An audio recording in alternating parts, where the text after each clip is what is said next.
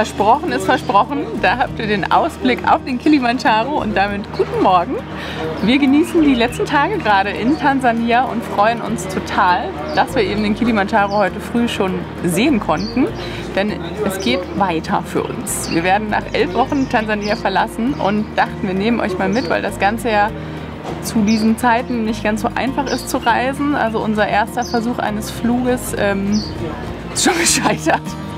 Wir haben vor ein paar Tagen einen Flug gebucht und mussten den quasi 5 Minuten später schon wieder stornieren, weil wir Quarantäneregeln irgendwie hatten, die wir nicht beachtet hatten. Wir wollten eigentlich nach New York fliegen und hätten auch PCR-Tests und alles schon organisiert gehabt. Aber in New York muss man 3 Tage in Quarantäne mindestens. Das hatten wir nicht bedacht. Und jetzt haben wir uns entschieden, nach Mexiko zu fliegen und unsere Anreise startet quasi hier in Moshi am Kilimanjaro und wird ein paar Tage dauern. Und wir dachten, wir nehmen euch einfach mal mit und zeigen euch, ja, wie wir hoffentlich in ein paar Tagen in Mexiko sind.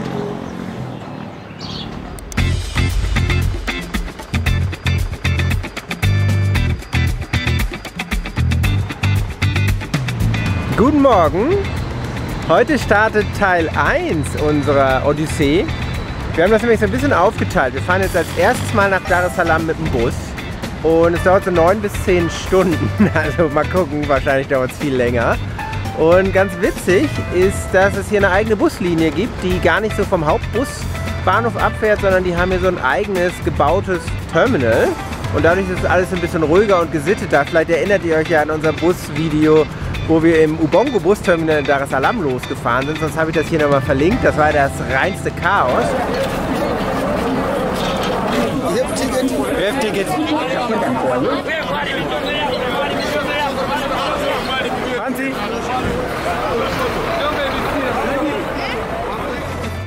Und hier ist total entspannt. Wir sind fast die Einzigen, sind gerade ganz entspannt in den Bus gegangen, hatten reservierte Sitzplätze und so weiter.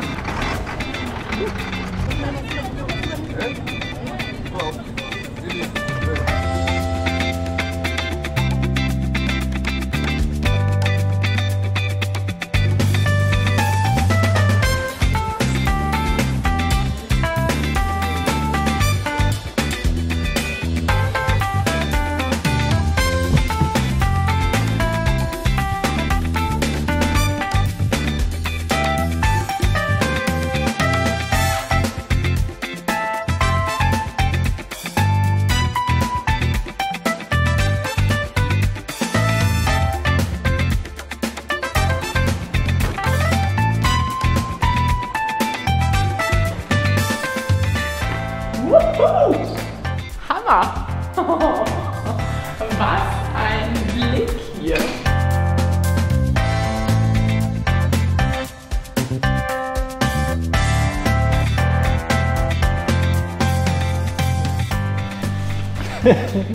Ja, ganz witzig, wieder zurückzukommen nach Dar es Salaam. Wir haben jetzt unser Airbnb so ein bisschen abgegradet, ist vom gleichen Anbieter, aber einfach nochmal so ein bisschen mehr Premium. So einen richtig geilen Blick. Aber jetzt duschen wir erstmal und gehen zum Inder, oder?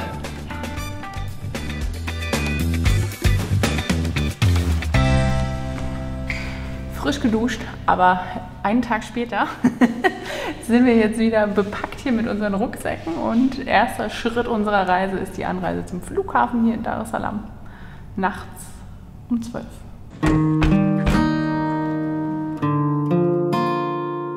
Wir haben tatsächlich unsere Boardingkarten. Wir waren ja etwas nervös, ob das alles so klappt, weil wir, wie gesagt, keinen PCR-Test für diesen Flug brauchten und deswegen ja ein bisschen nervös waren, ob es wirklich so ist.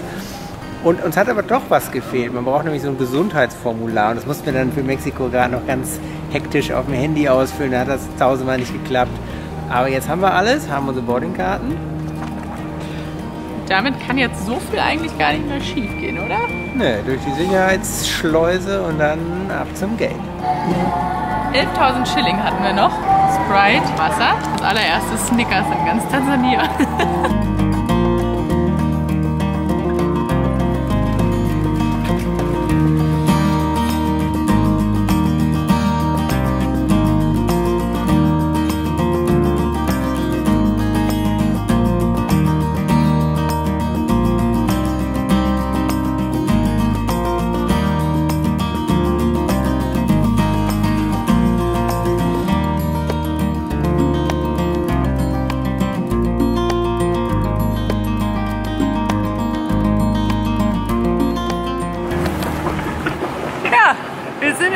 Istanbul am Airport angekommen. 7 Stunden sind wir geflogen von Dar es Salaam nach Istanbul, hatten sogar eine Dreierreihe für uns zu zweit. Das heißt, ich konnte ein bisschen schlafen. Ja, ich auch. Und jetzt haben wir hier am Flughafen tatsächlich 10 Stunden Layover.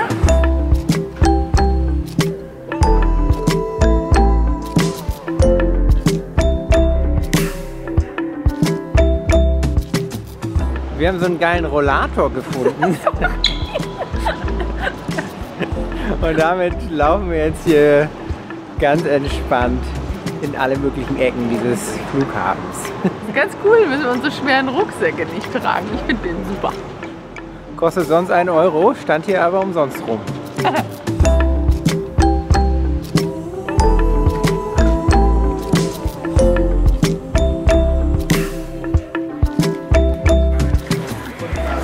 Ja, wir sind beim Sushi gelandet. Das kriegen wir ja nicht so oft, wenn wir unterwegs sind, und wir hoffen, dass wir hier was Geiles Japanisches zu essen bekommen.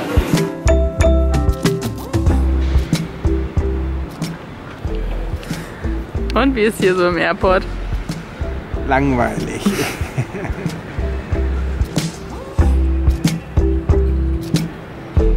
Also wie man sieht, sind wir kein Mitglied in irgendeinem Vielfliegerprogramm und wir haben keinen Zugang zu irgendeiner Lounge. Deswegen müssen wir jetzt auf allen möglichen Stühlen schlafen.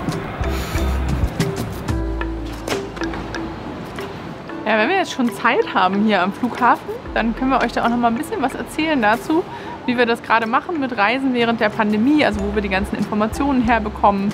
Also wir machen das so, wir holen uns die Grundinformationen immer beim Auswärtigen Amt. Das gibt eine ganz schöne App von denen, die nennt sich Sicher Reisen. Da könnt ihr einfach das Reiseland eingeben, da stehen dann die aktuellen Einreiseinformationen. Und da ist in der Regel auch nochmal eine Website verlinkt von dem jeweiligen Land. Also das heißt, für Mexiko war dann halt eine spanischsprachige Website verlinkt, wo nochmal Infos stehen.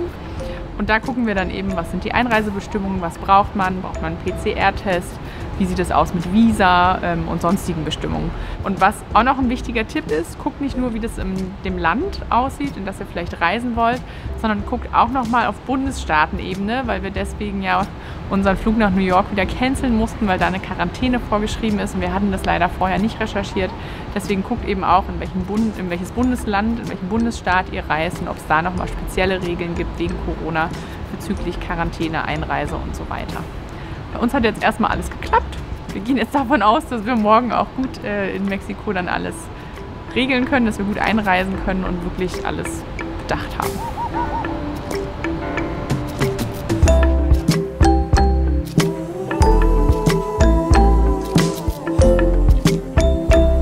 So, wir sind an Bord und jetzt ist, glaube ich, unser längster Flug bisher am Stück. Ne? 15 Stunden, das haben wir, glaube ich, noch nie gemacht.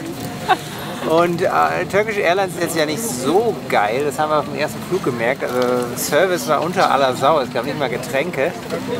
Wir glauben, dass das Corona-bedingt ist. Ne? Also es gab wirklich gar keine Zusatzgetränke, sondern nur so eine kleine Pappbox mit irgendwie einem Sandwich und so einem Wasser eingepackt. Wir hoffen, dass das vielleicht jetzt auf einem Langstreckenflug ein bisschen besser ist. Ja, irgendwie so ein Cuba Libre oder so. Gin Tonic muss eigentlich immer drin sitzen.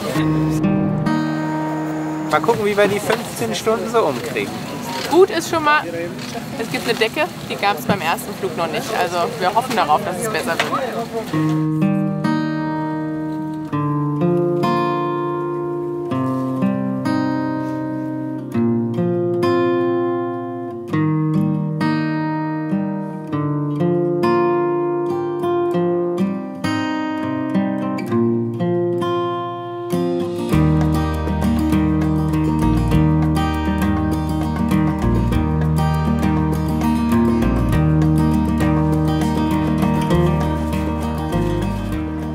Wir sind erfolgreich eingereist, also ein bisschen komplizierter als vor 4 Jahren, ne? Ja, also wir mussten jetzt tatsächlich unser Rückflugticket vorzeigen, wollte unsere Hotelbuchung sehen und es war auch ein bisschen kritisch, weil wir jetzt nur 2 Nächte gebucht haben, aber unser Rückflug erst im August geht. Das musste sie also auch noch abklären.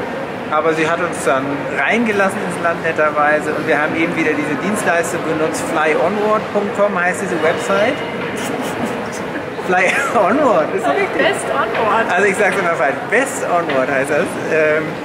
Und da kann man eben so ein Weiterflugticket oder ein Rückflugticket halt buchen. Für 2 Tage ist das dann nur gültig und das kostet dann eben nur 10 Euro pro Nase. Und dann kann man halt vermeiden, dass man ein richtiges Weiterflugticket hat, weil das haben wir ja ganz oft nicht, weil wir ja gar nicht wissen, bleiben wir 1 Monat, 2 Monate, 3 Monate im Land. Und so dürfen dann auch so Vagabunden wie wir hier einreisen.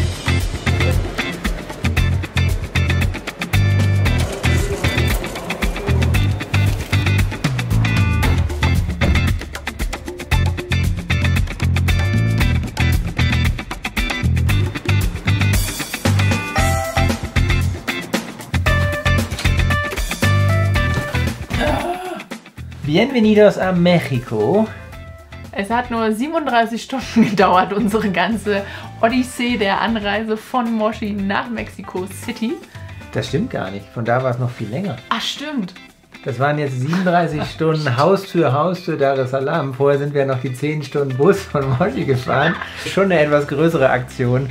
Und wir haben auch gerade gesagt, in normalen Zeiten hätten wir sicherlich auch nicht so einen Flug genommen, der um nachts losfliegt, nachts ankommt. 10 Stunden Overlay, aber es sind ja nun mal keine normalen Zeiten und wir sind froh, dass wir überhaupt ein Reiseland haben, in dem wir jetzt reisen können, sogar ganze 6 Monate. Und auch, dass wir nur in einem Land umsteigen mussten, ne? Weil Transit ja auch gerade immer noch speziell ist, das heißt, es war jetzt schon eine gute Verbindung, trotz allem, aber die Airline können wir eigentlich gerade echt gar nicht empfehlen, ne? Also Turkish Airlines, alter Schwede. Also wirklich, normalerweise versuchen wir immer ein bisschen positiv zu sein, aber das war echt einfach unter aller Sau. Das muss man einfach so sagen. Wir sind jetzt mit den 15 Stunden und 7, also 22, 23 Stunden mit denen geflogen. Das Einzige, was wir gekriegt haben, waren 3 Sandwiches, ein so ein trockenes Kuchenbrötchen und 4 Wasser oder so. Also die waren einfach gar nicht präsent, super unfreundlich. Also wir mussten zwischendurch mehrfach nachfragen, dass wir nochmal Wasser bekommen. Ja, und vor allen Dingen unter dem Deckmantel sozusagen Corona-Schutz und der ganze Flugzeug war vollgepackt. Ne? Eine bessere Maßnahme wäre dann zu sagen, okay, in den Dreierreihen sitzen vielleicht nur 2. Gut, die Fluggesellschaft machen jetzt natürlich auch extrem miese, kann man vielleicht auch verstehen, aber trotzdem empfehlen können wir es nicht. Lieber mal nochmal mit Katar oder irgendeiner anderen Airline fliegen. Wenn ihr denn in diesen Zeiten gerade fliegt. Ja, wir sind jetzt erstmal hier und ich freue mich richtig auf Guacamole und Maya-Kultur und was es hier nicht alles wieder Schönes gibt. Wir waren ja schon mal 7 Wochen hier.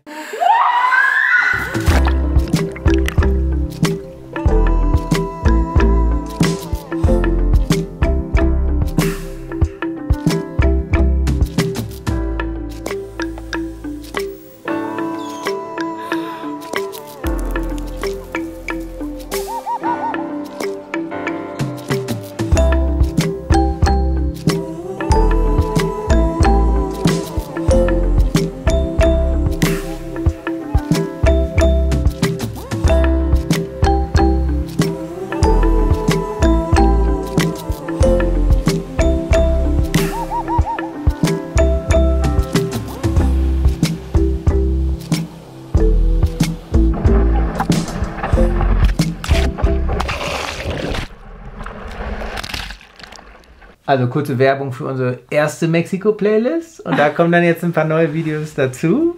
Ja, wir wissen noch gar nicht, wie es weitergeht. Wir haben tatsächlich nur diese 2 Nächte hier erstmal in Mexico City, wollen so ein bisschen die Lage auch checken, wie es ist und dann entscheiden, ob wir hier bleiben, ob wir an die Küsten reisen. Lasst euch überraschen.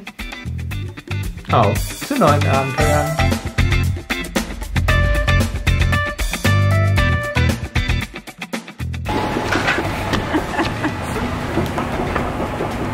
Was runterkommen. Ah, es geht schon los. Ja. Ich will ja gar nicht viel labern. Hier gibt es so eine extra Buslinie, Kilimanjaro heißt die. Hier heißt ja alles Kilimanjaro. Tansania welcomes you to Mexico. Ich habe gerade eine Nachricht bekommen, weil ich immer noch meine SIM-Karte aus Tansania im Handy habe. Das ist natürlich sehr skurril.